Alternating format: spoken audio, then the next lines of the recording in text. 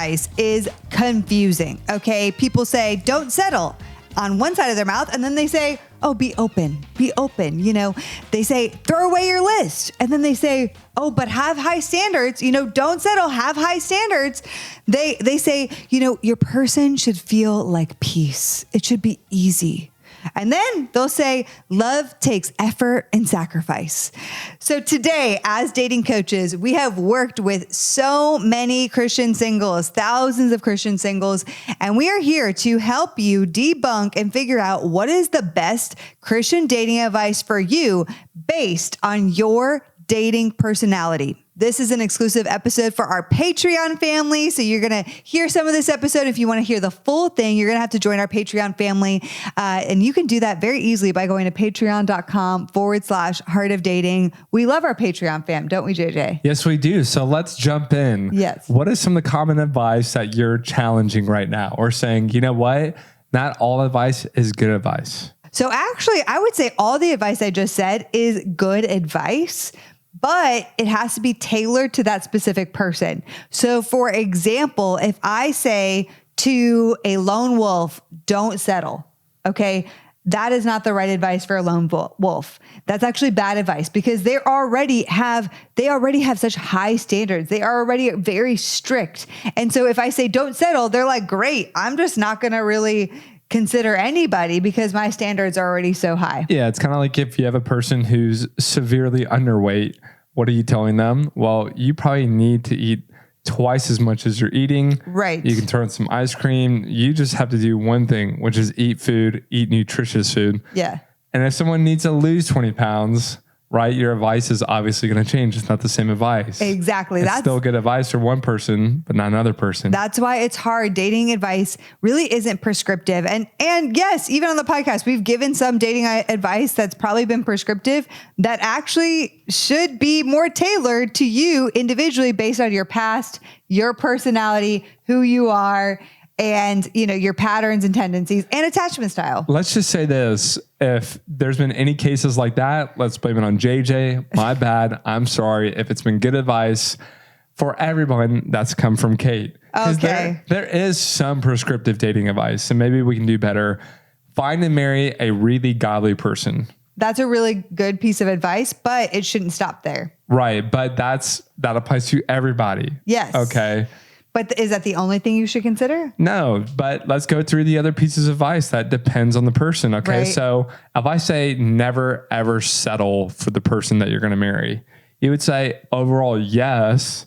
But for some dating personality types, that needs to be challenged or tailored. Exactly. So if you guys don't know what we're talking about with dating personality types, really quick, make sure to take our free dating personality assessment. Go to heartofdating.com/quiz, and you will see which one of the types you are. There are 5 different types. Wait, is there 5 or 6? There are actually 6 different personality types. Wow. So we're going to break down. Can you list them out? Do you know them off the top of your head? We can do it. Lone wolf. You made the quiz. How do you not? Lone wolf, hopeless romantic, overthinker, safety seeker, wanderer, intentional romantic. Go find out which one you are. All right. So what we're going to do is we're going to break down each of the 6 different personality types, and we're going to talk about the advice that is good for that type and not so good for that type. Okay, let's do it. So hopeless romantic, is that the most popular one? That is one of our top types. Yes. You guys have been taking the quiz. We've at this point have over 10,000 people that have taken that quiz. Wow. And hopeless romantic is one of the top. Okay. So give me a recap. What is the hopeless romantic in like 1 or 2 sentences? Hopeless romantic. This was me when I wasn't quite as healthy in dating, which is fine. And you have a beautiful heart. Okay. I love that you love love. I love that I love love. And you really do have a big vision for what that looks for in your life. But sometimes you get stuck in a fantasy.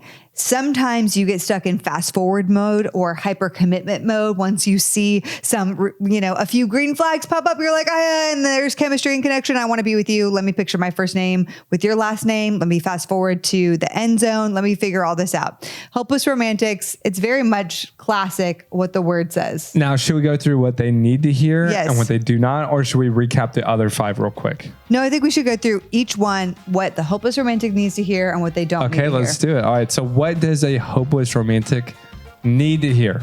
Not want to hear, but... Guys, we're so sorry.